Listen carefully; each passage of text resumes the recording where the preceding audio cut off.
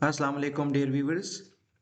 मैं हूं तुफैल खान यूसुफ जई और आज हम माइक्रोसॉफ्ट एक्सेल में काउंट से रिलेटेड एक पूरी फैमिली ऑफ फंक्शंस जिनमें 5 फंक्शंस शामिल है पे बात करेंगे। चलिए स्टार्ट लेते हैं। सबसे पहला फंक्शन जो इस कैटेगरी में हम डिस्कस करेंगे वो काउंट फंक्शन है। इसकी डिस्क्रिप्शन ज़रा देख लेते हैं, थ्योरेटिकली इसको समझते हैं। काउंट फंक्शन बेसिकली करता क्या है? ये उन सेल्स को काउंट करता है जिनमें नंबर्स होते हैं। मतलब जिन सेल्स में न्यूमेरिक डेटा होता है, काउंट फंक्शन उन सेल्स की तादाद काउंट करके आपको रिटर्न कर देता है और साथ में जो नंबर्स आपने लिस्ट ऑफ आर्गुमेंट्स में दिए होते हैं उनको भी काउंट करता है। फॉर एग्जाम्पल, अगर आपके पास कोई रेंज है A1 से लेकर A20 तक के सेल्स हैं उसमें और आप उस पर काउंट फंक्शन अप्लाई करेंगे तो ये इस रेंज में सिर्फ उन सेल्स को काउंट करेगा जहां पे न्यूमेरिक डेटा होगा, जहां पे नंबर्स होंगे। इस फंक्शन के सिंटैक्स को देखें। इस फंक्शन को आपने वैल्यूज देनी है, ठीक है। जो पहली वैल्यू है वो रिक्वायर्ड है, मतलब इस आर्गुमेंट के बगैर ये फंक्शन काम नहीं करेगा। बाकी आर्गुमेंट नंबर 2 से लेकर आर्गुमेंट नंबर 255 तक ये सारे आर्गुमेंट्स ऑप्शनल हैं, ठीक है। और आर्गुमेंट के लिए ज़रूरी नहीं है कि आप वैल्यू की शक्ल में ये आर्गुमेंट दें, बल्कि आपके आर्गुमेंट्स सेल रेफरेंस की शक्ल में या रेंज की शक्ल में भी हो सकते हैं। चलिए इसको एक एग्जाम्पल के थ्रू समझने की कोशिश करते हैं। यहाँ पे हमारे पास इस कॉलम में डेटा है जिसमें डिफरेंट टाइप्स ऑफ वैल्यूज हैं। ये सेल ब्लैंक है, एम्प्टी है, इसमें कुछ नहीं। इस सेल में जो वैल्यू है वो न्यूमेरिक नहीं बल्कि एक टेक्स्ट टाइप वैल्यू है। यहाँ पे एक डेट है, ये सेल भी एम्प्टी है और इसी तरह बाकी के जो सेल्स हैं उनमें भी डिफरेंट टाइप्स ऑफ वैल्यूज हैं। ये एक लॉजिकल वैल्यू है, ये एक एरर मैसेज है जो कि डिवीजन बाय ज़ीरो से आता है। तो अगर इस रेंज पे आप काउंट फंक्शन अप्लाई करेंगे तो देखते हैं कि रिजल्ट क्या आएगा।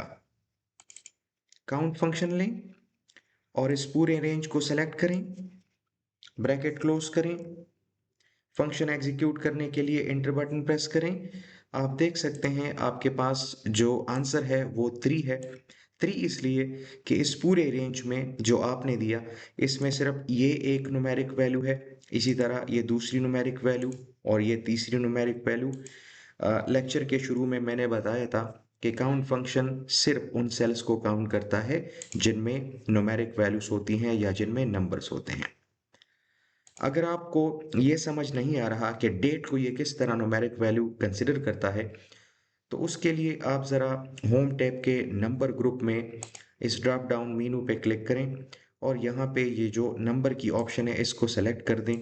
तो अब ये कंफर्म हो जाएगा कि ये जो डेट है ये बेसिकली इंटरनली स्टोर होता है नंबर की शक्ल में।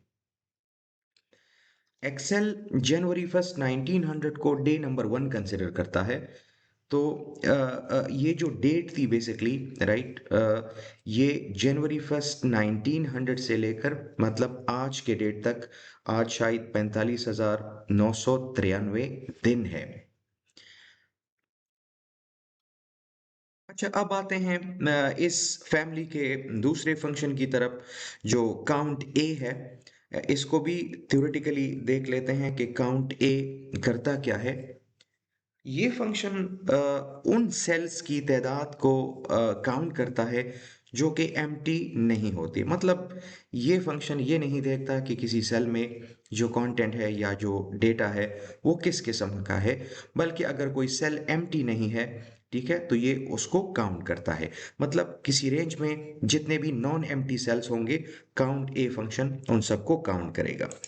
एग्जाम्पल के थ्रू ये भी समझ लेते हैं। यहां से काउंट ए फंक्शन लें, ये पूरी रेंज सेलेक्ट कर दें, ठीक है।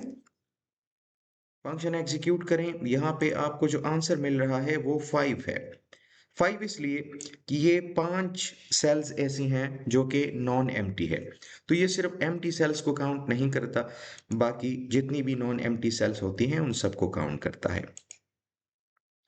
इसी कैटेगरी का एक और फंक्शन है काउंट ब्लैंक, जो कि किसी भी रेंज में सिर्फ उन सेल्स को काउंट करता है जो एम्प्टी होती हैं या जिनमें कोई भी डेटा नहीं होता। इसको भी देख लें। अच्छा, ये जो रेंज आपने दी थी उसमें ये सेल भी एम्प्टी था और ये जो लास्ट के दो सेल्स हैं ये भी एम्प्टी थे, इसलिए आपको जो आंसर मिल रहा है वो 3 है। अच्छा, अब इस कैटेगरी के तीसरे और एक इम्पॉर्टेंट फंक्शन की तरफ आते हैं, काउंट एफ फंक्शन की तरफ।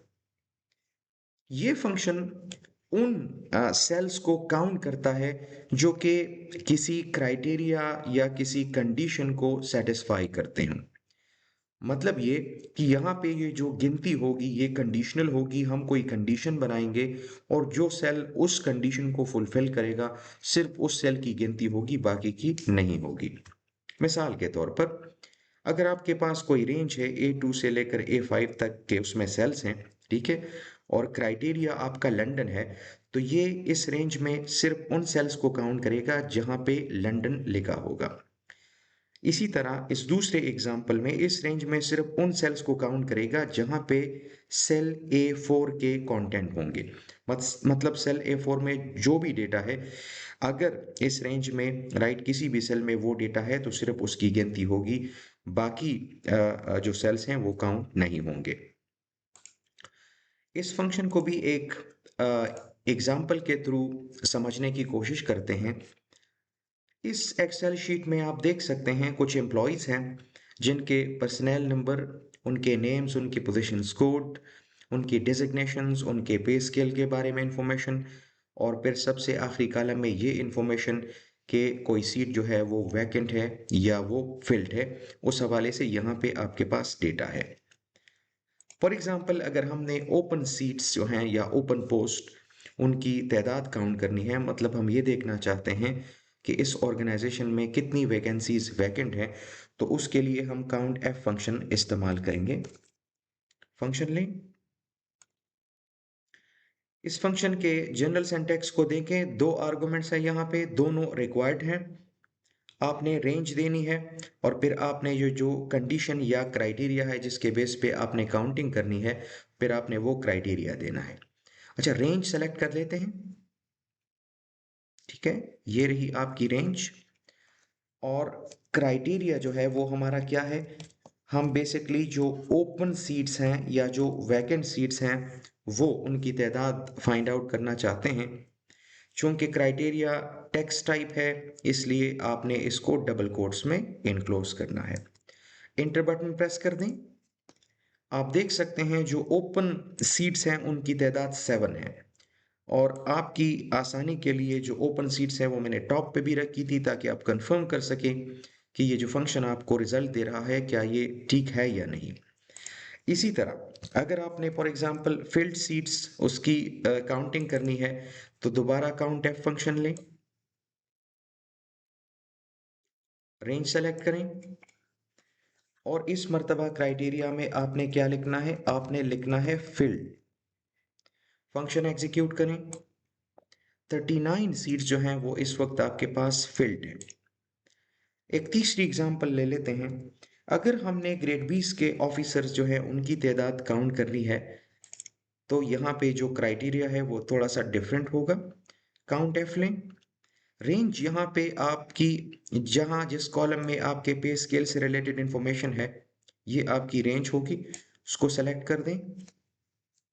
फंक्शन के सिंटैक्स को गौर से देखें, आर्गुमेंट के बाद आपने कॉमा देना होता है। यहाँ पे जो क्राइटेरिया है चूंकि वो न्यूमेरिक है, नंबर है, इसलिए मैं उसको डबल कोट्स में इनक्लोज नहीं कर रहा। तो काउंट एफ फंक्शन इस पूरे रेंज में जहाँ पे स्केल 20 होगी, ठीक है, उसको काउंट करेगा। रिजल्ट आपके सामने है, आपके पास ग्रेड 20 के 2 ऑफिसर हैं। ठीक है। अच्छा, इसी तरह काउंट एफ के हवाले से एक और भी एग्जाम्पल है, इसको भी देख लेते हैं। इस शीट में हमारे पास कुछ एम्प्लॉयज हैं और उनकी एक महीने की जो अटेंडेंस है वो उसका रिकॉर्ड हमारे सामने है। अगर हमने किसी एम्प्लॉय के जो वर्किंग डेज हैं उनको अगर हमने काउंट करना है, ठीक है, तो काउंट एफ फंक्शन इस्तेमाल करेंगे। जो पहला एम्प्लॉय है उसके 1 महीने की अटेंडेंस जहाँ पे उस रेंज को आप सेलेक्ट कर दें। क्राइटेरिया आपका क्या है? आप basically number of present days count करना चाहते हैं, तो यहाँ पे पी लिखें डबल कोट्स में, इंटर बटन प्रेस कर दें। जो फर्स्ट आपके पास एम्प्लॉय है उसकी जो नंबर जो जो प्रेजेंट डेज हैं वो 23 है। इसी तरह अगर आप एब्सेंटीज काउंट करना चाहते हैं तो पी की जगह आप वहाँ पे ए लिख सकते हैं और आप एब्सेंटीज जो है वो भी काउंट कर सकते हैं। अगर आप अटेंडेंस की परसेंटेज देखना चाहते हैं तो वो भी बहुत सिंपल है। टोटल जो अटेंडेंस है उसको आपने फिर ये जो नंबर ऑफ डेज है उन पे डिवाइड करना है।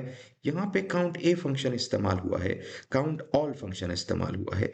मतलब जो इररिस्पेक्टिव ऑफ द फैक्ट कि किसी डे में यहाँ पे पी है या ए है, हमने चूंकि टोटल काउंट करनी है इसलिए काउंट ए फंक्शन अप्लाई हुआ है जो कि 30 डेज आती हैं। तो 23 डिवाइड बाई 30 मल्टीप्लाई बाई 100 से आपका जो परसेंटेज है वो इसी तरह कैलकुलेट हो सकता है। अच्छा, अब इस कैटेगरी के सबसे आखिरी और शायद सबसे इंटरेस्टिंग फंक्शन की तरफ आते हैं जो काउंट एफ फंक्शन है। अच्छा, इस फंक्शन में होता क्या है कि एक तो रेंजेस की तादाद मल्टीपल होती है, मतलब दो या दो से ज़्यादा रेंजेस होते हैं, और इसी तरह जो क्राइटेरिया होता है वो भी हर एक रेंज का अपना अलग से होता है। ठीक है, एग्जाम्पल के थ्रू काउंट एफ फंक्शन हमारी समझ में आ जाएगा। अच्छा, अगर हमने यहाँ पे लेक्चरर्स की vacant post for example find out करनी है तो ये सिंपल काउंट एफ के थ्रू नहीं हो सकता। उसकी वजह यह है कि इस कॉलम में आपको लेक्चरर सर्च करना पड़ेगा और फिर इस कॉलम में आपको उसके सामने जो ओपन लब्स है वो सर्च करना पड़ेगा। तो यहाँ पे लफ्ज़ लेक्चरर और यहाँ पे ओपन होगा तब आप गिनती करेंगे, तब आप काउंट करेंगे। तो यहाँ पे रेंजेस चूंकि मल्टीपल आ रही हैं और आपके पास क्राइटेरिया भी एक से ज़्यादा है तो इसके लिए हम नेस्टेड एप्स फंक्शन इस्तेमाल करेंगे।